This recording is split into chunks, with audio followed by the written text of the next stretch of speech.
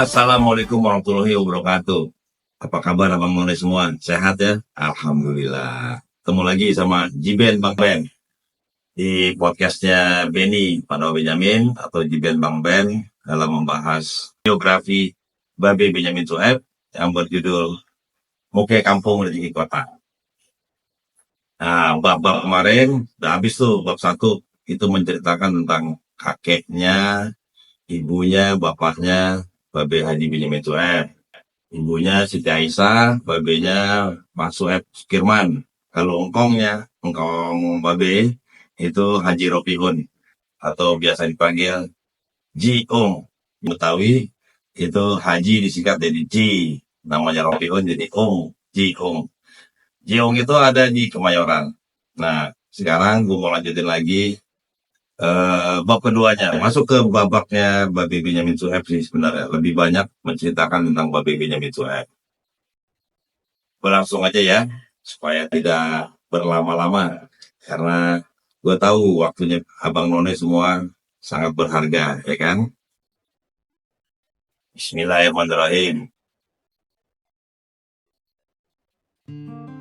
Lahir sebagai penghibur, Benyamin Sueb atau biasa dipanggil Ben memiliki talenta komplit sebagai artis, piawai dalam menyanyi, atraktif dalam berakting.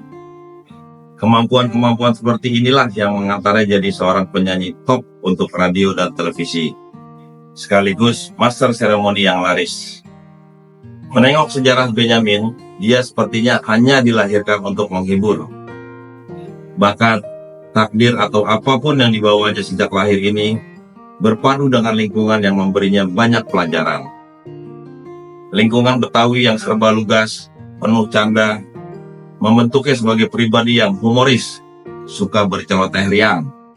Menurut Najib Abu Yasir, praktisi radio sekaligus penyiar Betawi, orang Betawi itu memang tak pernah lepas dari guyonan dan keceriaan.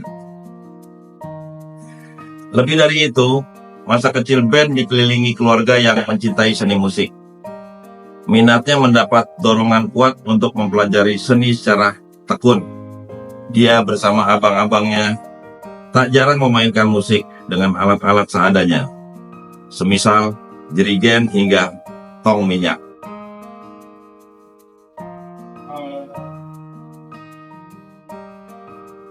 Pendengaran dan daya ingat Ben terbilang tajam. Dia cepat merekam suara di sekitarnya lalu meniru kata-katanya.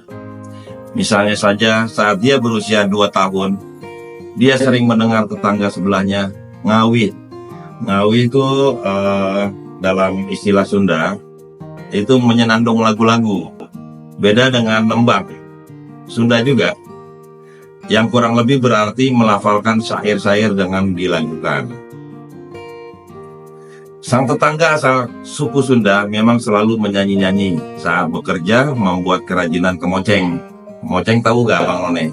Itu yang buat bersihin debu, pakai bulu ayam biasanya. Alat pembersih debu yang terbuat dari bulu ayam itu, dia biasanya menyenandungkan sebait syair yang kira-kira begini. Ujang-ujang anu, alat tobat si urung goyang. Ben waktu itu masih berumur 4 tahun. Dia tak pernah melihat langsung siapa yang bersenandung itu. Kupingnya yang biasa mendengar tembang itu kemudian merekamnya dengan baik. Dengan suara cadel, dia menirukannya. Ujang-ujang anul, ala tobat si ulang goyang. Kebayang kan Babe Benyamin umur 4 tahun kayak apa tuh lucunya kan. Ngegemesin gitu ya. Udah sampai wafatnya aja Babe nggak gemesin. Biasanya sambil bernyanyi dia menggoyang-goyangkan pantatnya. Tuh kan bener ya. Melihat tingkahnya itu banyak ibu-ibu yang ada di sekitar rumah mereka kesengsem.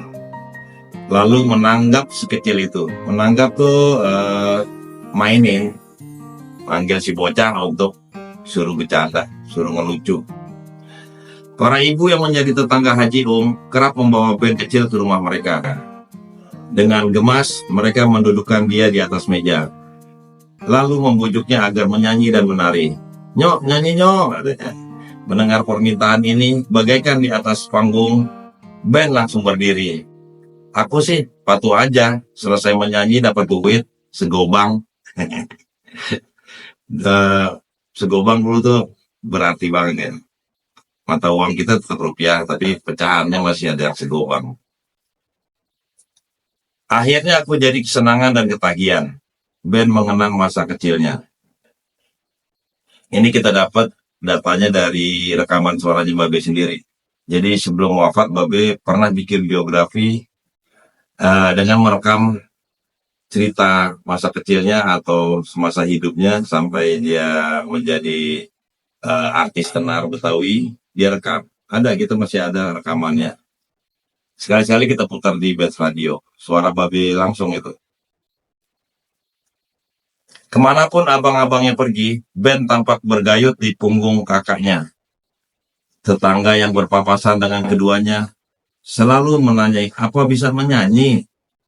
Spontan dia menjawab, bisa. Dia langsung merosot dari gendongan abangnya.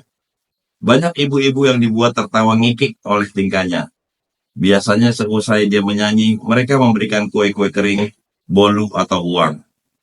Uang yang diterima dikumpulkan, dan dia berikan kepada emaknya di rumah.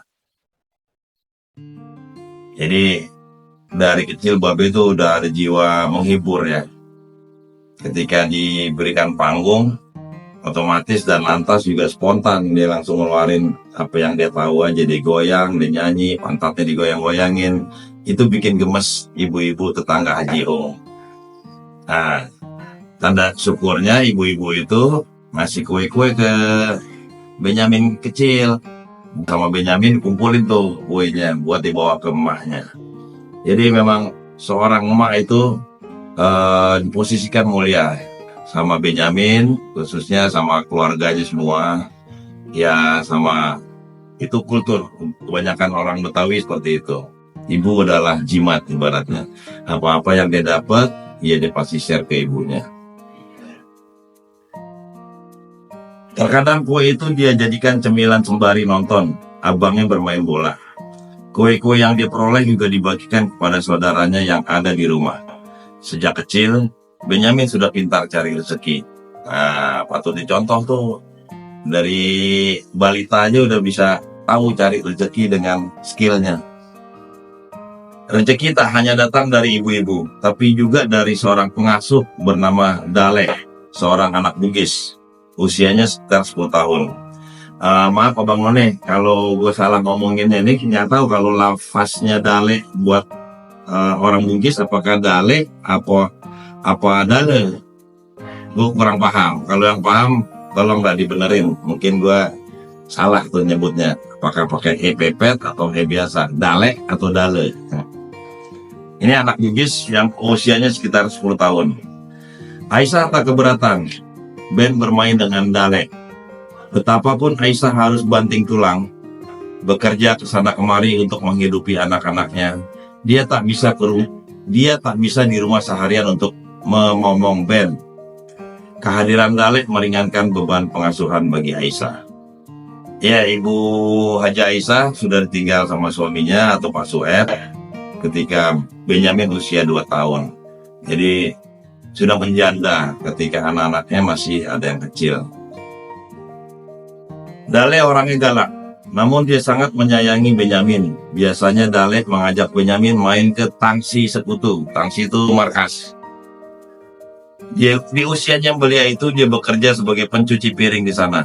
Tangsi yang biasa disebut Askital ini berada dekat SMP Teladan, tak jauh dari sekolah Budi Utomo di dekat Pasar Baru, Jakarta Pusat. Sepulang kerja dari tangsi, Dale tak jarang menitipkan makanan atau barang lain kepada Benyamin untuk diberikan kepada Siti Aisyah. Sering sebelum sampai rumah, makanan yang dititipkan habis. Dale tak mengetahui hal itu. Suatu saat, Benyamin keluar dari tangsi sambil menenteng barang antik, semacam piala kecil. Kebetulan tangsi itu bekas dipakai Belanda, yang menyisakan banyak barang-barang di dalamnya, termasuk piala-piala. Di dekat gerbang Askital, Benyamin kecil bersua dengan Saidi. Saidi itu abang kandungnya, pas di atasnya Babe Benyamin. Sedikit bujuk rayu, Saidi dapat mengambil piala itu dari Benyamin. Pindah tangan sudah. Dan Saidi menjualnya. Mengetahui tingkah Saidi, si Dale berang bukan kepalang. Baginya tak mengapa barang itu dijual. Yang terpenting baginya pemberiannya diperlihatkan dulu kepada emak Benyamin. Rupanya dia menganggap itu ulah Benyamin kecil. Dia langsung mengikat tangan Benyamin ke tiang rumah. "Saya strap kamu," katanya. Kepada seisi rumah dia berpesan agar ikatan jangan dibuka sampai dia pulang. Tidak ada yang berani membuka ikatan karena mereka takut kepada Dale. Melihat adiknya menjadi kambing hitam, Saidi merasa tak enak hati. Dia ganti menuding Muhammad Zain, sepupunya. Sejatinya mereka berdua yang menjual barang itu. Tapi prakarsa pertama muncul dari Muhammad Zain. Bisikan maut Zain rupanya mempan terhadap Saidi. Duit hasil penjualan piala mereka pakai untuk makan berdua. Benyamin tidak ikut makan kenyang, malah capek berdiri kena strap. Dasar apes. Siti Aisyah kaget mendapati Benyamin terikat di tiang. Dengan panik dia mengutuki kejadian sore itu. "Kenapa diikat-ikat? Ntar jadi maling kalau diikat-ikat," serunya. Ben masih ingat Dale. Di mana dia? Kabarnya Dale sekarang berdomisili di Inggris. Saat tentara Inggris meninggalkan Indonesia, dia dibawa seorang serdadu India yang mengadopsinya sebagai anak. Abang None, kalau dengar sepenggal cerita tadi itu kasihan juga Babe ya. Masih kecil dikelecehin sama abang-abangnya. Ya namanya iseng kan, dibawa ambil piala, tapi pialanya malah dijual sama abangnya.